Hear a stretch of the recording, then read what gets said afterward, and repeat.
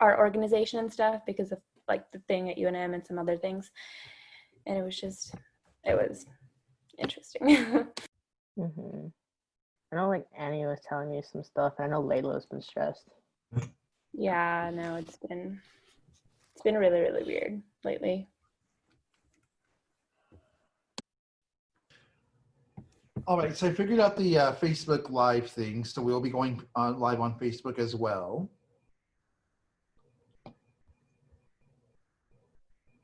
And I'm going to turn off my camera because I didn't comb my hair today, so. Same.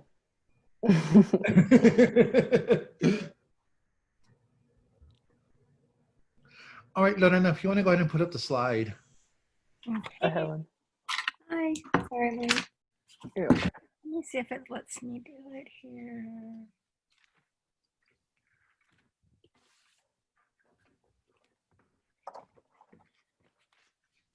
Can you see it?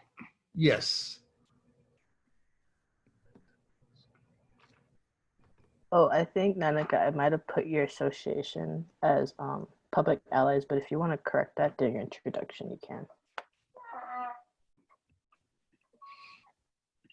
Okay, that's done.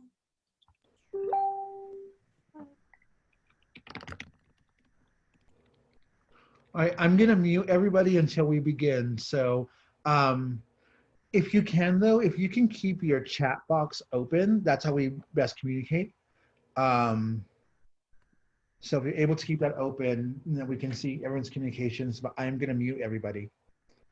See you later. Thank you.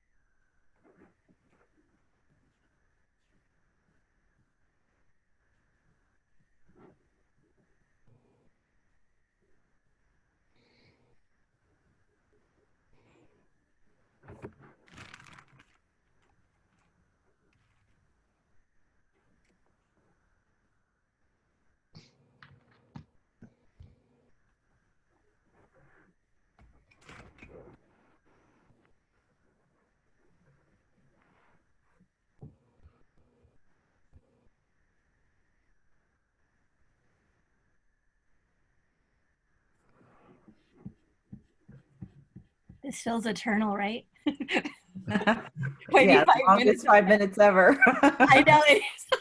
I was like, oh my gosh. Okay, we're not broadcasting yet, but.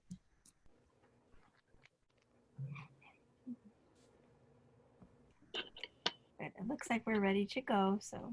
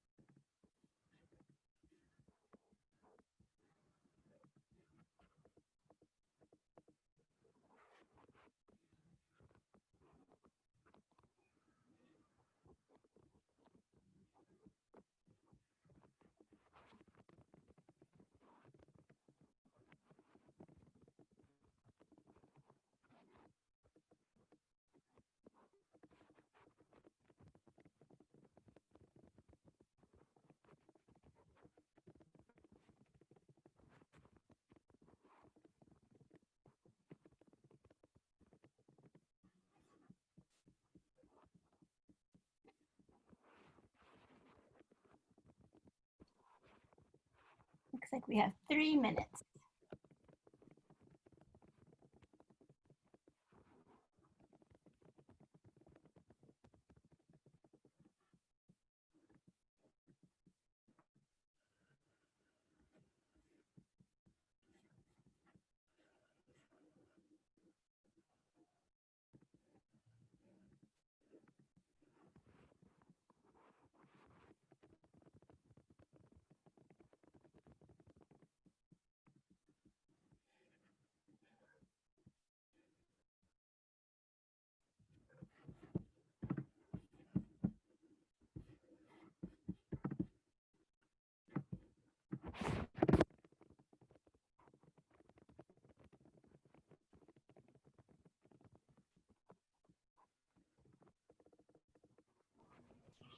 All right, I think we're going to start broadcasting so we can let people in, and then we'll get started at 1. Okay, thanks. Have fun, everyone.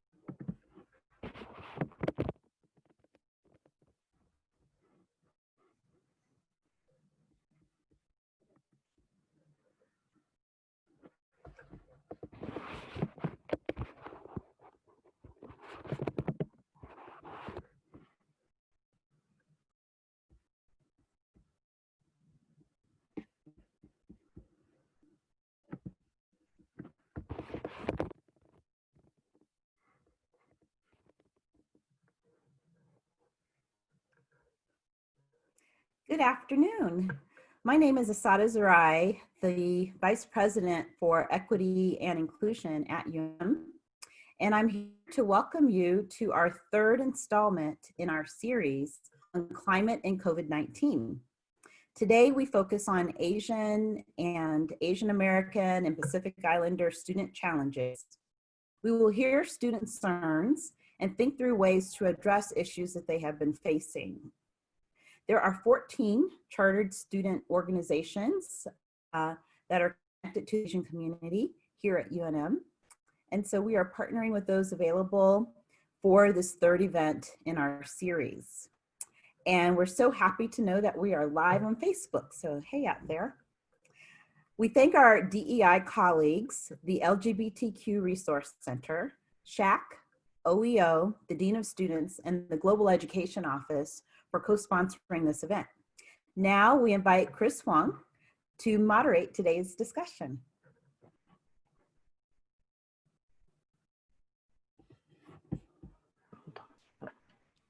Hi, my name is Chris Hoang. My pronouns, I use any pronouns. I'm an international studies and a Chicana studies major. So this webinar series has been an opportunity for us to basically see how COVID-19 has been affecting the various groups that are involved with UNM, such as students, faculty, staff. Today, specifically, we're going to be hearing from the API community and the specific challenges they face as we all try to figure out these unprecedented times. So as everybody else wants to go ahead and introduce themselves, your pronouns, your major, your association. Irene, if you want to go first. All right. So my name is Irene Sananida. My pronouns are she, her, hers, and my field of study is medical laboratory sciences, and I'm currently a sophomore. And then UT. Hello, my name is UT. I go by she, her pronouns. I'm a freshman and I am studying biochem as a pre-med. Nanika? Hi, my name is Ninika, and I'm a junior this year, and my pronouns are she, her, hers, and I'm studying international studies and political science. Is there anyone left? Andy? My name is Andy. I a film and digital media student. I go by he, his, and him pronouns. Helen. I go by she, her, hers. I'm currently a junior majoring in health medicine and human values with a concentration in biomedical science. Scott? Oh, no, I think we're good. We're gonna go ahead and start with the questions now. So first, I just kind of want to do a couple warm-up questions. How have you guys been doing just in general? Let's go with Helen. In general, pretty well. I am still living on campus because I'm a resident advisor. I'm just doing homework. Nothing too drastic has changed in my life, honestly.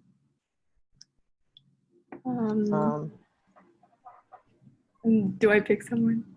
Oh no, you're okay. I just interrupted you by accident. How about you, Irene? I've been doing good as well. I'm back at home. I actually live in I'm born and raised in Albuquerque, so I'm with my parents. Nothing also has drastically changed, but it is a big adjustment from in-class classes and online classes. So there's a big difference there, of course. And also, I do enjoy spending time with my parents as well. You too? I feel the same way as Irene does.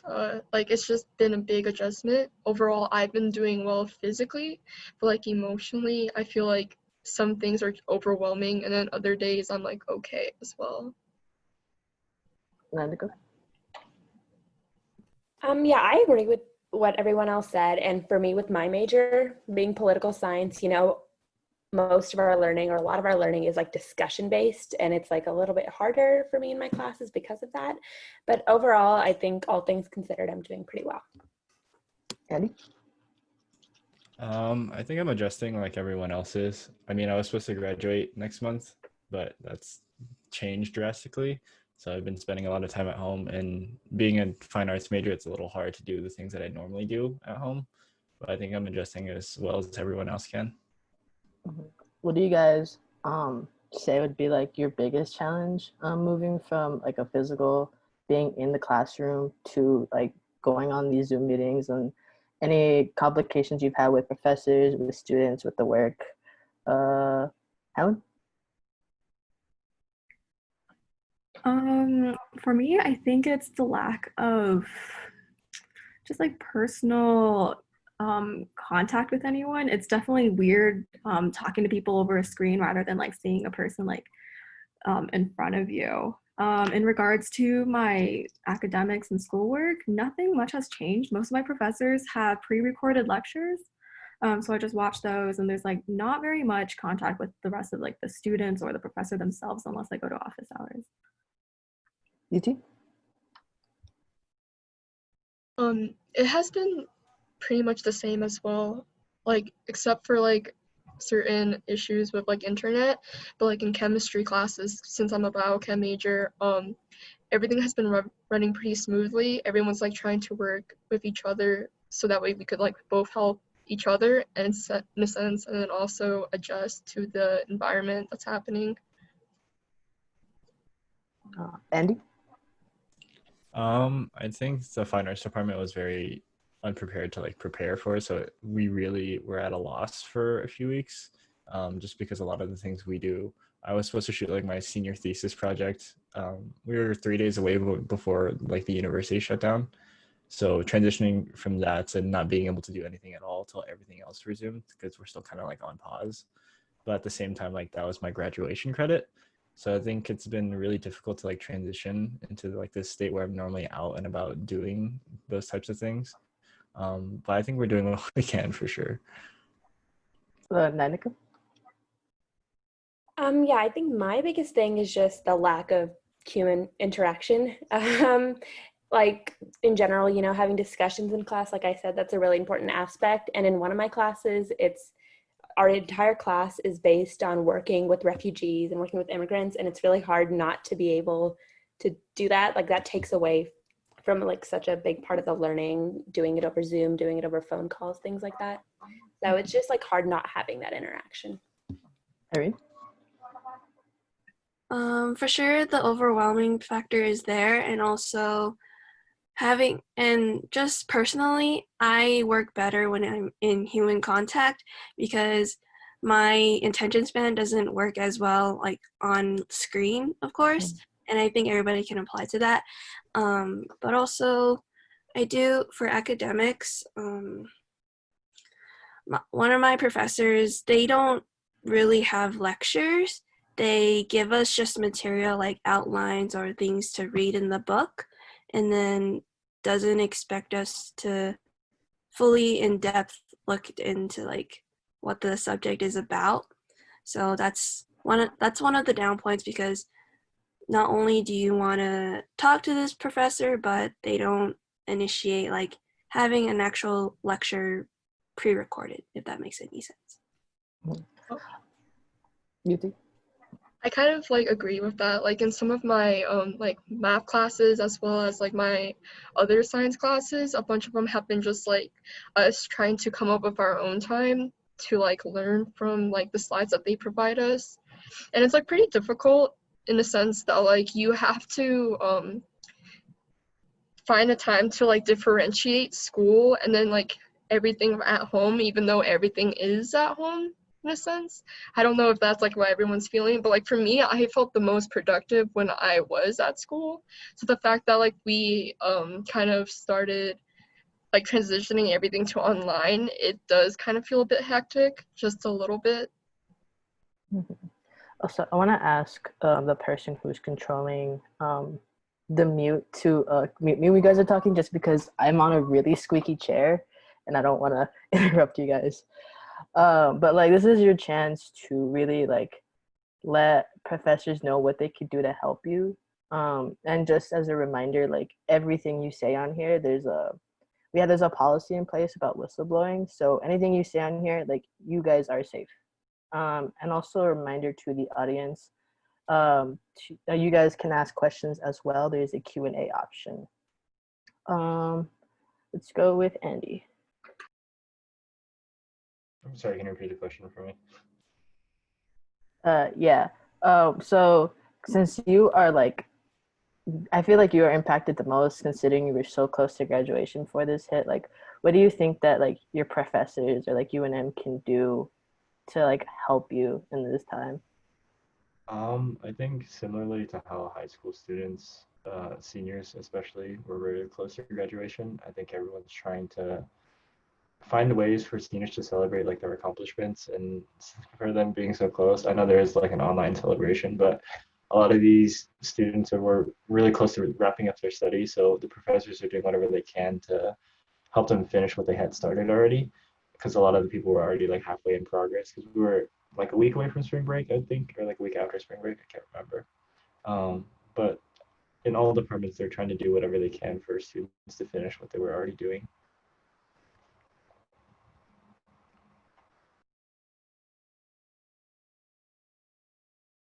I do want to jump back onto the whole structure of how classes work.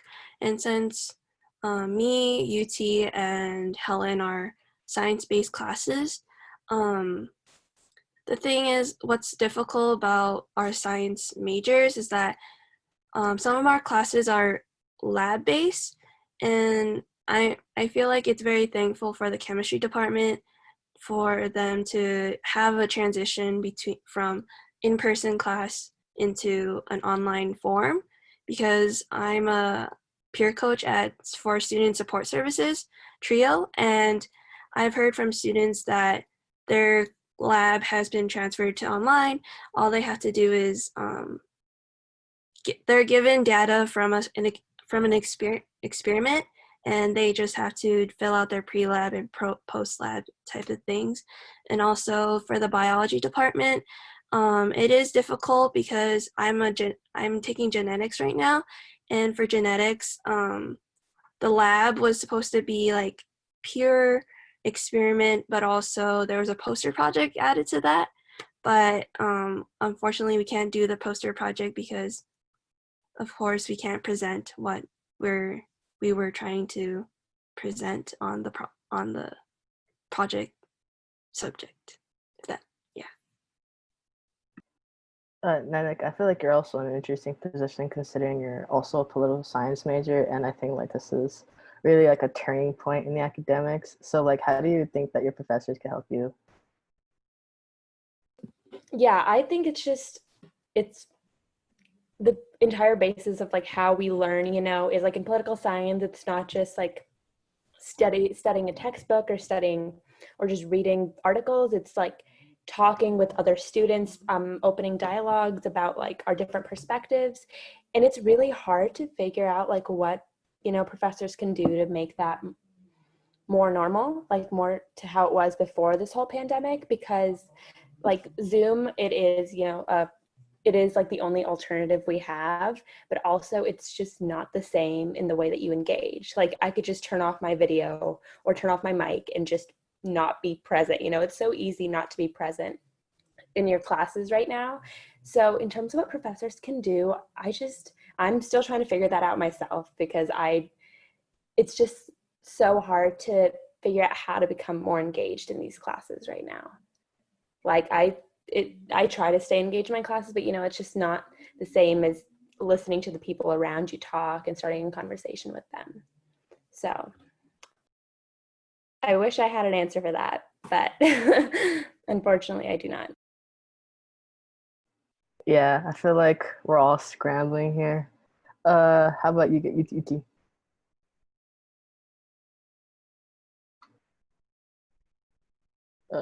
UT?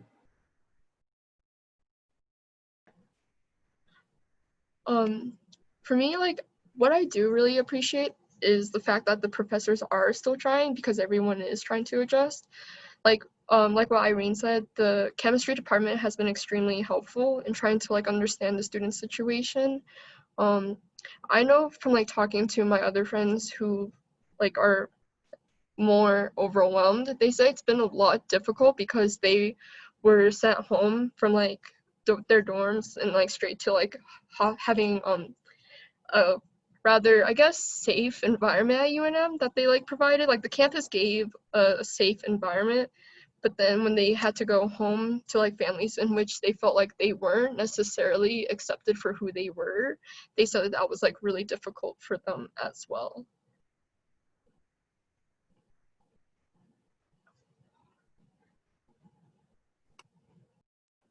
How about you, Helen?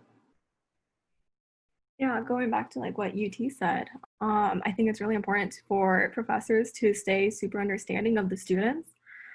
Just because like seeing lots of my residents go back home, their environments just probably aren't the most optimal learning environment compared to what they have at school, where they have like their own space and their own like freedom essentially. So like professors, if students are like struggling with turning in assignments at a certain time or like discussion posts, I think that professors should just like be aware and understanding of like some students are struggling with that. And then from what Irene said about like labs going online, for me, I think there was just like my physics lab that we're having online simulations now instead of like personal or just like the hands-on ones. But I know that for other like pre-meds and stuff, they need these labs to apply for medical school and such. And then some of these classes are only offered at certain times of the year. So I'm not sure if it's like within UNM's power, but like perhaps providing courses that are usually like offered in the spring to be also like in the fall, just so students can stay on the same track of like graduating and applying for like grad courses or grad schools. I mean, I think that's like a potential or like hopefully something that can be implemented in the future, just to like help students out. I want to move on to kind of a sensitive topic. As we all know, there was a hate crime against an Asian student recently at one of the dorm residents. And I wanted to ask all of you how you feel, but let's start with Helen, just because you are already in the dorms, so you have a little bit closer experience to that. Yeah, so I was aware of this like pretty early on, and it was just really, for me, it was disappointing to hear. In the article, they talked about how it was a joke, but that joke was really harmful to the students, and it definitely gave like a negative image in the long run, I think. Going by procedures, the student was removed from the environment, which was like good. But for me, it was just like frustrating to see it happening so close to home. Nanika, how about you? Yeah, no, I definitely agree with what Helen said, because I heard about it through work actually, and it was just you never like expect those things to actually happen. You know, you hear about those things happening on the news in other places, but you know, in a place where you feel safe, like at UNM, I like never actually imagined something like that happening, because I never meet people that do those kind of things.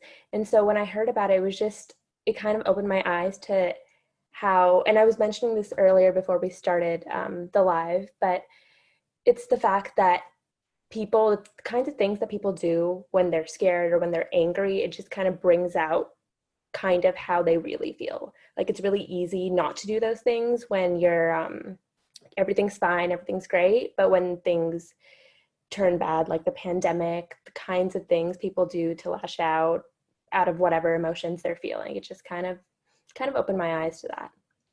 Irene? I honestly do feel the same way as Helen does and Nanika as well. It is a shock to the Asian community in New Mexico, and especially Albuquerque. It is frustrating to see that the racism that goes on not only in the state but also nationally, and also it does hurt the community at UNM. But after the news came out of the hate crime on campus in the resident hall, there has been hate crimes and like local businesses, Asian businesses. I had saw on Facebook that there was a hate crime, and someone had graffitied a wall that said, "You have coronavirus" or something like that.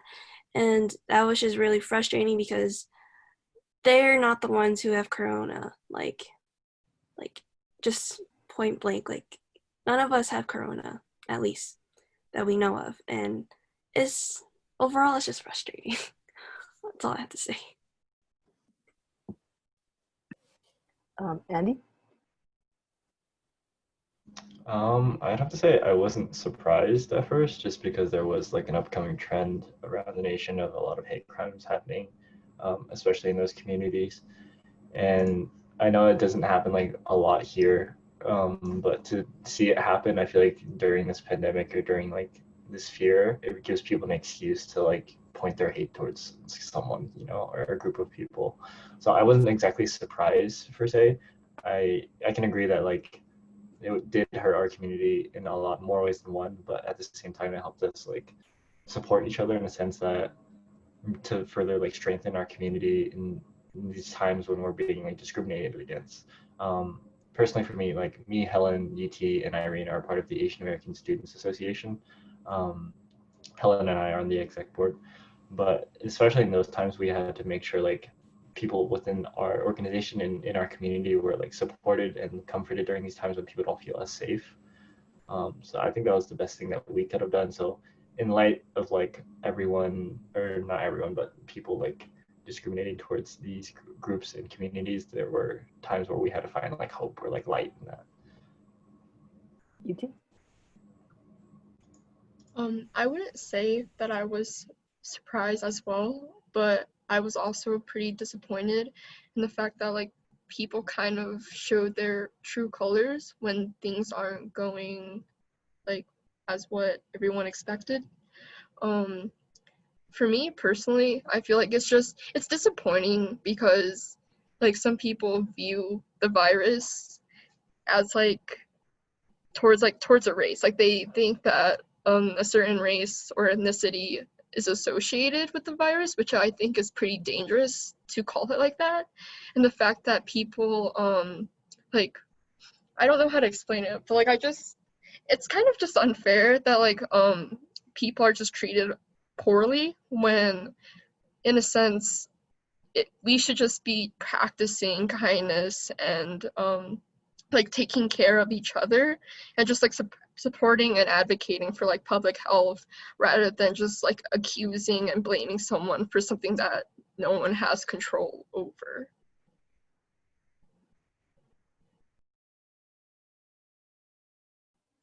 So I wanted to ask you guys as well, has the rise in racism against Asian people and keeping in mind the hate crime that happened on campus that's around you guys, has it changed how you guys feel when you're out in public?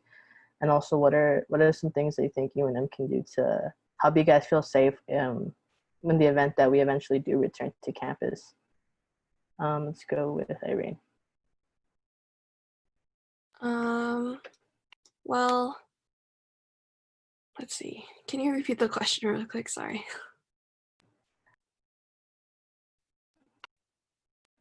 How has just like with recent events and like how the rise in racism against Asian people and then the hate crime that happens on campus, has it changed how you feel when you're out in public and just doing the things that you have to do? And also, how can UNM take steps to ensure your safety when we do return to campus?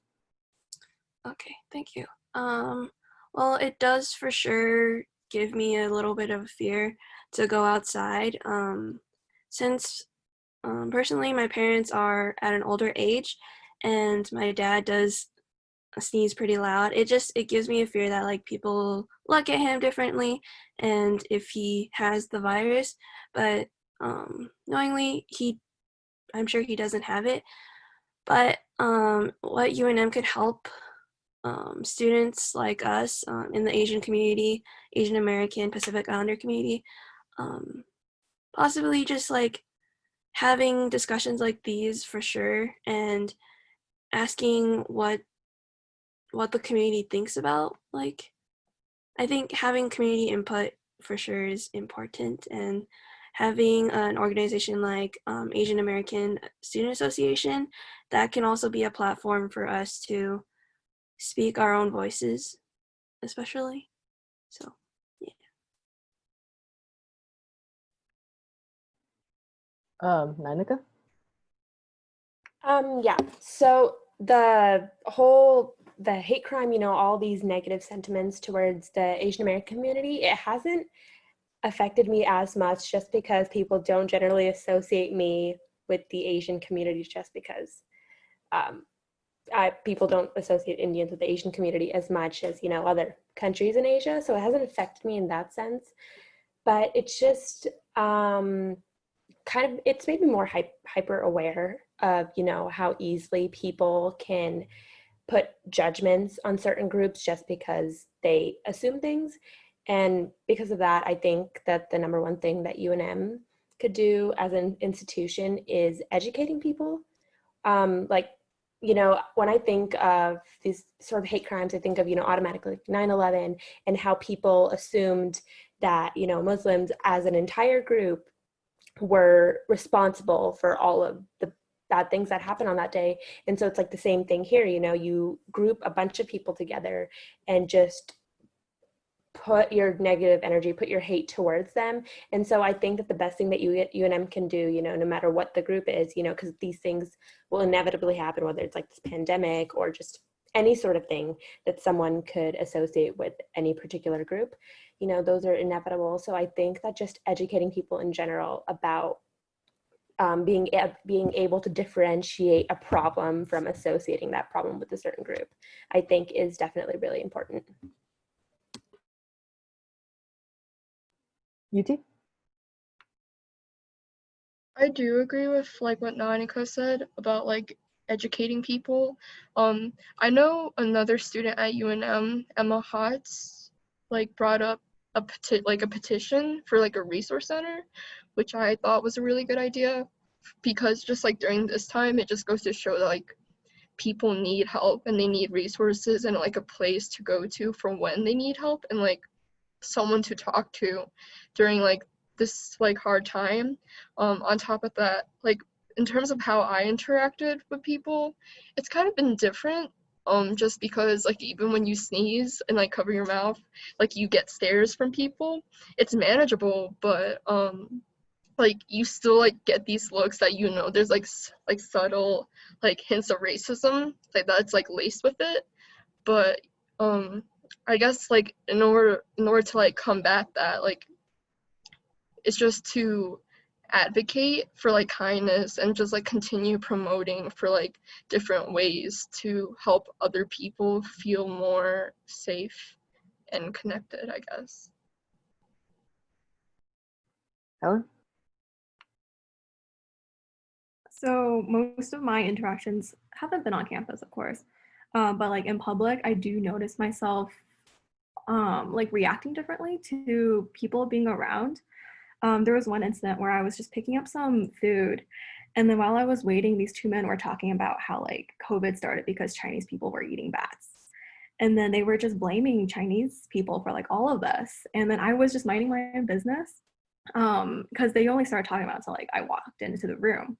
So like I got, so that was just like a really weird situation that was put in.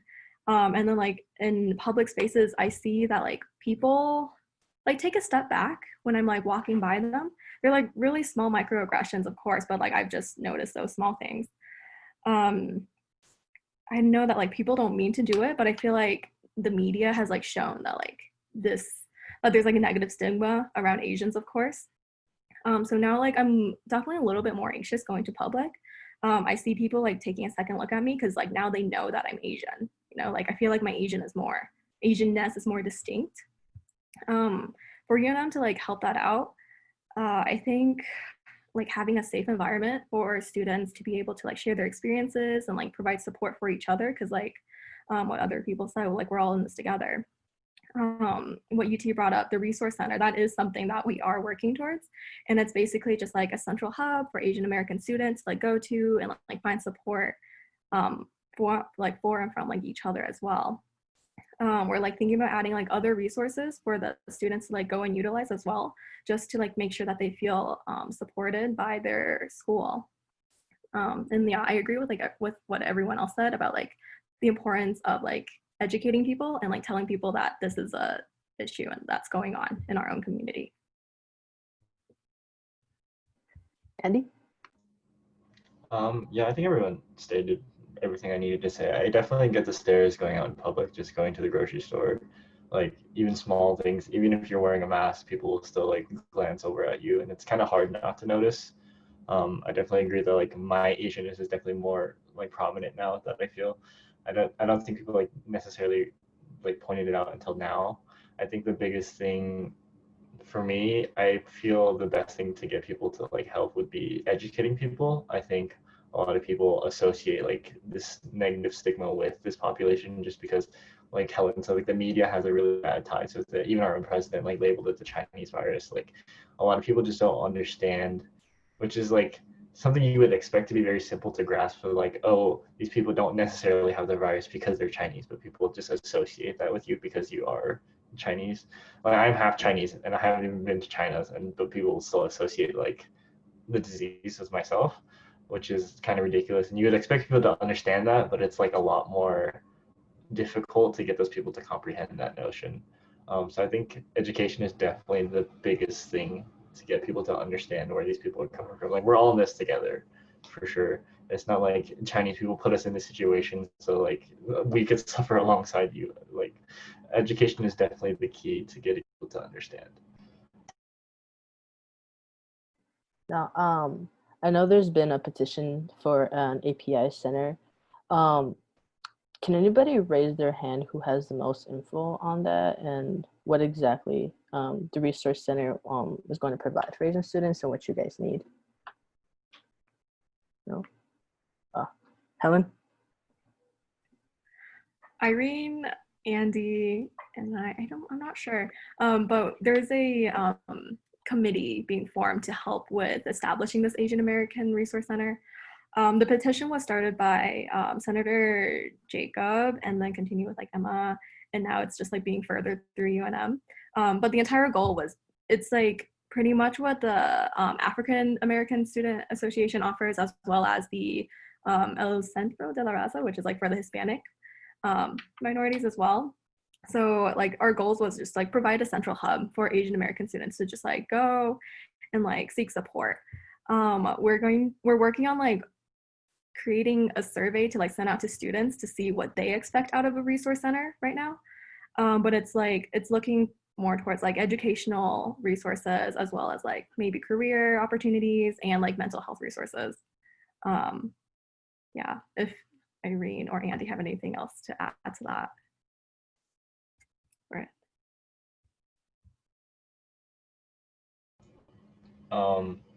I think for sure this isn't the first time a resource center for the Asian American community and the Pacific Islander community hasn't, like, this isn't the first time it's been mentioned before, and it's received a lot of backlash in previous renditions of it. But I think now that we've proved that there is a population of like Asian American students that need like this support, I feel like the issues that we do need to bring up are now being discussed. Specifically with programming within the committee, we're trying to discuss what the best ways to go about it are, just because this hasn't been seen as like a potential reality until now.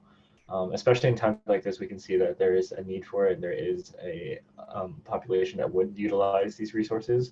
So alongside the existing population, we are setting out, like Helen said, like a survey and trying to figure out what the best way to go about it is, alongside of figuring out who the best staff is and what programming would be best for these students that would use this resource center.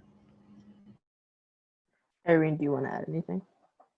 Well, both of them actually just explained what the resource center is going to entail, but yeah, it's really important to have a resource center for Asian American Pacific Islanders to go to and to seek support. And it is very hard for the Asian and Pacific Islander community to, you know, talk about how they feel and have a voice. It's hard for us to have a voice, and especially with the model minority myth, it does seem like we can fully support ourselves mentally, physically, and like emotionally. So it is important to build this community together and have one central thing on campus for all students of any race, and specifically for this resource center, the Asian and Pacific Islander community. So I want to introduce Dr. Zarai, and they will be speaking a little bit about microaggressions. Hi, thanks so much. I have to keep my video off because I'm competing with my kids for the internet. So racial microaggressions are brief and commonplace daily verbal, behavioral, or environmental indignities, whether intentional or unintentional, that communicate hostile, derogatory, or negative racial slights and insults toward people of color. Perpetrators of microaggressions are often unaware that they engage in such communications when they interact with ethnic minorities. And so behaviors such as avoidance of someone, if you're walking on the street and you cross to the other side, or on the other hand, the other thing I've seen is people who refuse to share the sidewalk, and so force the individual to walk off the sidewalk into the grass. Things like that would be examples of racial microaggressions. And so some of my sister colleagues in social psychology have conducted research on these everyday practices. And even though majority groups or others who are enacting these microaggressions aren't necessarily aware that they're doing them, because they really come from a place of implicit bias, unconscious biases, they still have a very real impact on the people that are experiencing them. And it makes folks feel like they don't belong. It makes folks feel like they're not considered a worthy member of the community. And so we know, of course, as Lobos, that each of us defines all of us. And so it's really important that we become more aware of this practice of microaggressions and become more aware of our unconscious biases so that we can become a more inclusive community. For letting me explain. Thank you so much, Dr. Zarai. Sure. So with all this stuff, it's obviously very stressful on you guys, on your bodies, on your families. Can I ask how you guys are choosing to take care of yourselves? Any self-care methods you guys have going on? Irene?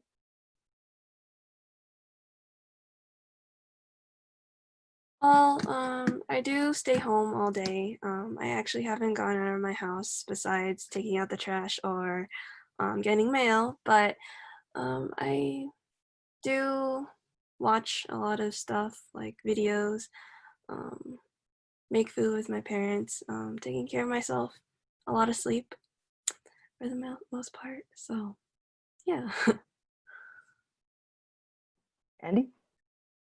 I think having a good like unit of friends, even if we're like talking online at this point, I still think having a good supporting group of friends is important to stay sane in these times. For sure, I haven't been able to leave a lot either, but even if you can't leave, I feel like finding something to hone like your thoughts into, I would say. Being a fine arts major, like film was my medium, but it's really hard to do that like at home when I'm stuck at home. So I think writing has been definitely like a big piece for me to like get my thoughts out. And besides that, like Irene said, like staying entertained for sure would be the best way to stay healthy. Ninika? For a while, I was going out on walks. I have not done that since school got to be a little bit busier in these last couple of weeks with final papers and everything. But one thing that I do not fail to do is I bake a lot.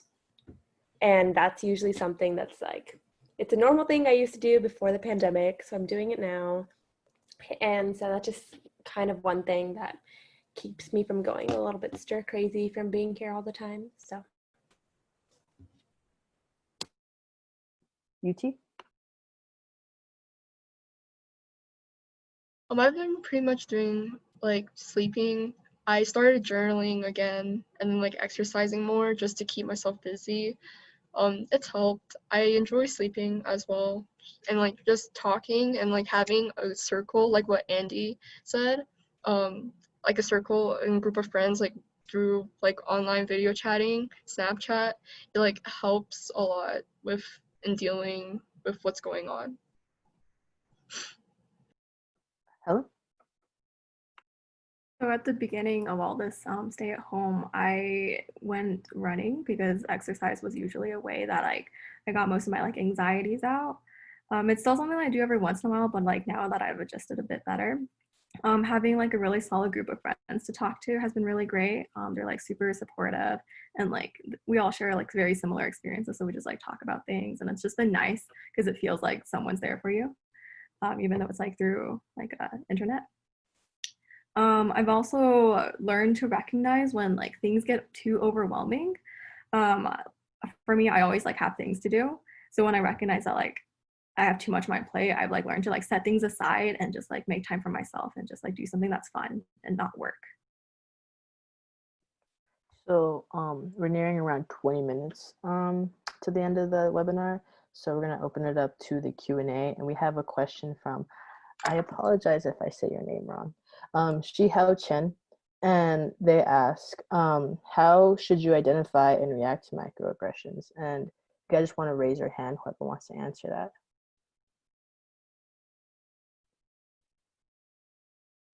I can jump into it to get the discussion going.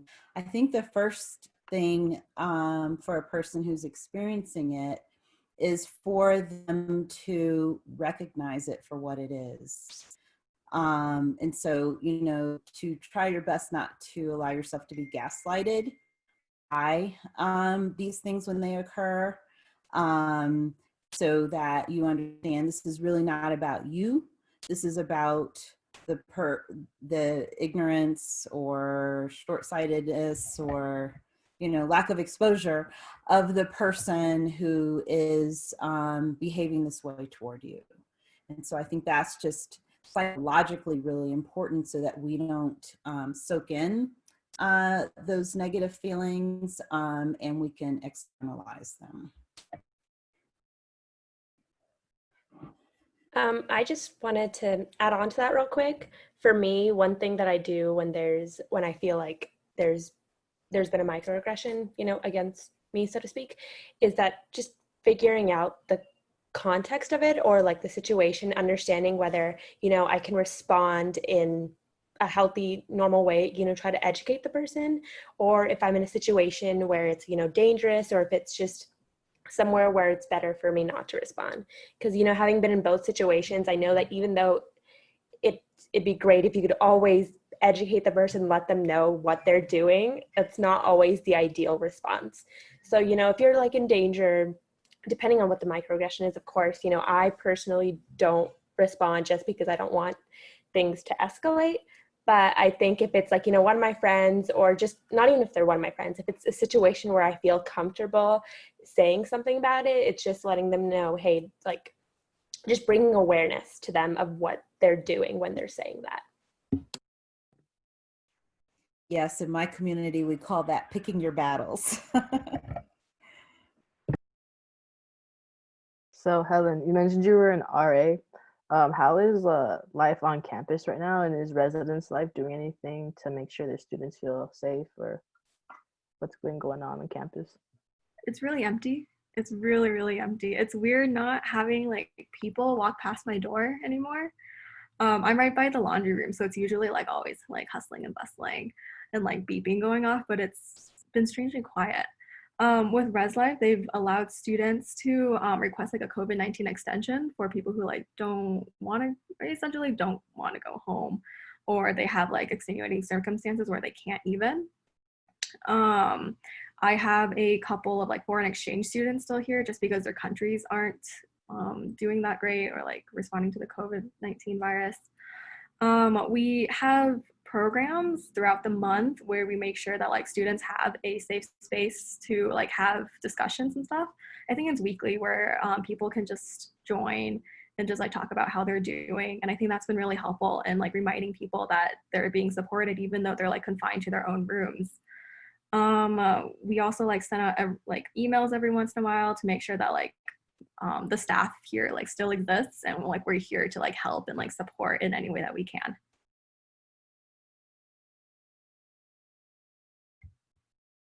So just as a quick reminder to everybody watching, the Q&A is open if you want to ask our panelists anything that would help you, that you're curious about. Yeah, so I wanted to ask, Nanika, how has specifically being like South Asian impacted how you and your family are just coping in these times? It's interesting because, you know, we're not like, in regards to, you know, being perceived or seen as Asian, we aren't exactly. And so it's kind of like a weird place to be, because it's like we're not like white, but we're also not Asian, so people aren't like targeting us per se, because like the only situation which we're like ever target, or, you know, there's hate, is in a situation of like people assume, like, you know, the association between us and like terrorism and things like that. So we don't really feel the impact of COVID in that way. But it's just even seeing like people in like the Indian community and stuff, it's like there's a sense of solidarity, you know, just even though we're not seen that way, we still like understand what it's like to be targeted in a sense, so that we're like, we know what it feels like and we try to support as much as possible. But as for right now, we aren't really like feel like we are victims of hate from other people. How do you guys feel about having to wear masks and like face coverings in public? Well, I honestly don't. I feel comfortable wearing a mask because it's, you know, it's put into order. And in Asian cultures, like back in Asia, like for example, Korea, China, Japan, like they're very used to wearing a mask when they're going out and about, but like way before the pandemic like started. So I think it's a cultural shift for America itself nationally to wear masks, because that like indicates that, oh, you have the virus, or you're just sick in general. So yeah. Okay, so we have a question from the Q&A, and it's, what advice would you have for other students who are struggling balancing their home responsibilities and their studies? I think finding a healthy balance in between the two, because it can stack up really quick. Being at home a lot, you have a lot of time now, or so it seems, but also like the motivation is at an all-time low. I feel like finding a healthy balance where you can not necessarily like work on one like full on and then switch to the other. I feel like taking a break from each one, like if you're doing housework for an hour and then doing homework for an hour, I just feel like not overloading yourself and giving yourself the time to work through it while also taking healthy breaks is a good way to juggle both at the same time, rather than sitting through it and like trying to hash it out all at once. Yeah, I agree with that. Me personally, I'm one of those people that needs structure in order to function normally. Like, you know, having class from this time to this time, work from this time to this time, that kind of thing. So for me, I think creating a schedule and telling myself, okay, I have to dedicate this time to school, this time to work, this time to, you know, classes, just kind of like not obviously like a rigid schedule, because this is a hard time. You need to be able to give time for yourself and not put too much on yourself, but it's just like sort of giving yourself a rough outline of what you want to do, like having that in front of you. For me as a visual person really helps. So I would recommend that for anyone who might be the same as me in that way and needing that structure. Also, like, I feel like you should be aware of like what it is, like just acknowledge the fact that like if you are overwhelmed, take a step back from what's stressing you out, and just like take a quick break, and then just like doing things little by little, just like taking a step at a time, and then just so that way in a sense you can just finish everything, so that way you don't feel like you are overwhelmed. So we have another question from the Q&A, and this person asks, how can the rest of the community, everybody who's not API, what can they do to support API communities?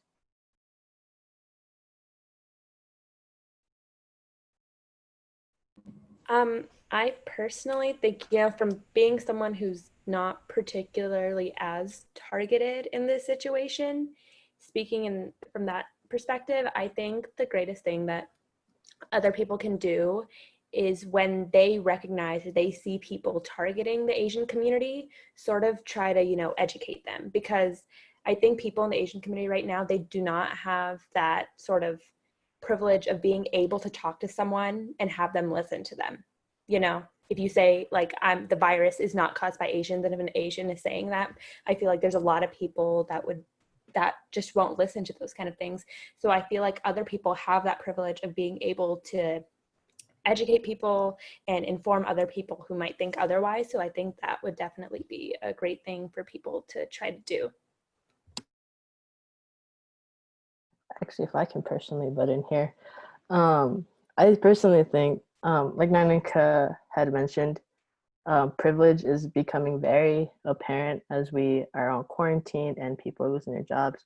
So I think personally, if you are in a higher tax bracket, if you make significantly much more money than you need to sustain yourself right now, I think finding orgs and mutual aid that you can donate to that donates to these communities and other communities that are struggling, I think that would also be very helpful. Sorry, Does I just anybody else? say one more thing in regards to what you said too. Also, one thing I'd heard about it a couple of weeks ago, you know, when the governor said that the restaurants were working in a limited capacity and things like that.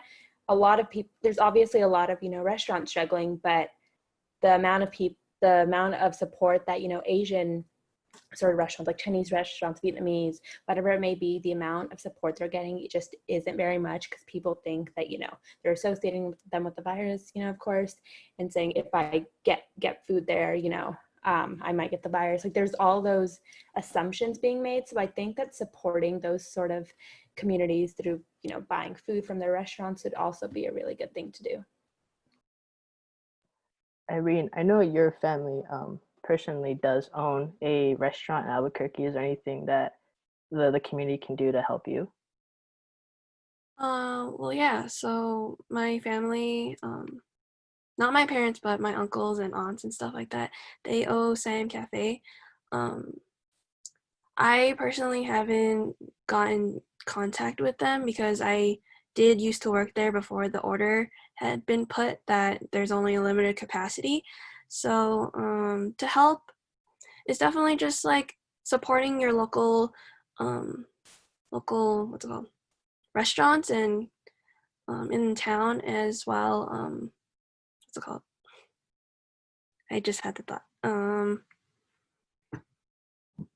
Yeah, just honestly supporting all like the local restaurants, Thai, Chinese, Vietnamese. But yeah, and I can also, if you don't mind me telling this, but Andy's family also owns a family restaurant. So if you want to tag on to anything, is that? Yeah, my parents own Basil Leaf Vietnamese restaurant. The community so far has been very supportive in our like limited hours, and we're just doing like takeout and delivery orders. But I definitely think spreading the word on like both awareness and education that like the virus can't be spread through Chinese food, like just that general stuff, and how the virus can actually spread are the ways that the community can help. But definitely supporting local for sure is definitely one thing the community can do, even if it's not Asian food. I feel like a lot of local businesses are struggling. We can see a lot of businesses are closing down during these times because they don't have the funding to survive this pandemic. So I think supporting local in general is a good idea to support the community, and in that way we can like help one another. Helen, UT, do you guys have anything else to add? No, I agree with what everyone else said. I think just like spreading that information. I agree with Nanika with like how currently Asian American, Pacific Islander people kind of no longer have that privilege of having that power, I guess. So like other people do have the opportunity to like speak up and like pretty much just tell people that some things are like wrong to say or can be corrected. And yeah, supporting local. It's really good. Yeah, I agree with everything that everyone has said so far. Like, just support local businesses and restaurants, and then just educate people, especially when there are other people who like no longer have the power. Just like stand up and then help represent the people who do need the help and the support. So we're getting close to the end of the webinar. We have around 4 minutes, and I just wanted to thank all of you for taking the time to just be on here, speak about what you need and how the community can help you. And Dr. Zarai is going to close us out. Thank you so much once again to each of you for participating today. We know this is a busy time in the semester as you're finishing your final projects and getting ready to take your exams. And so we really appreciate you taking time out to share your experiences with us. As for the Asian Student Resource Center, I wanted to let everyone know that we will have a meeting with some of the advocates of that center next week. the Division for Equity and Inclusion and LGBTQ Resource Center, along with some of our colleagues in Student Affairs. And so we'll talk through what a proposal should look like for it and the kinds of resources necessary. And actually the LGBTQ Resource Center is one of our newest resource centers. And so you can learn from their experiences. So looking forward to that. Also to the audience, please stay tuned for our 4th and final event in this series on COVID-19.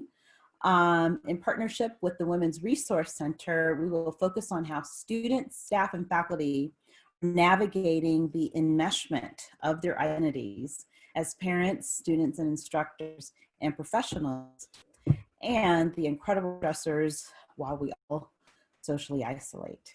So we wish you all health and healing and good luck on your finals. And we look forward to seeing you all next time.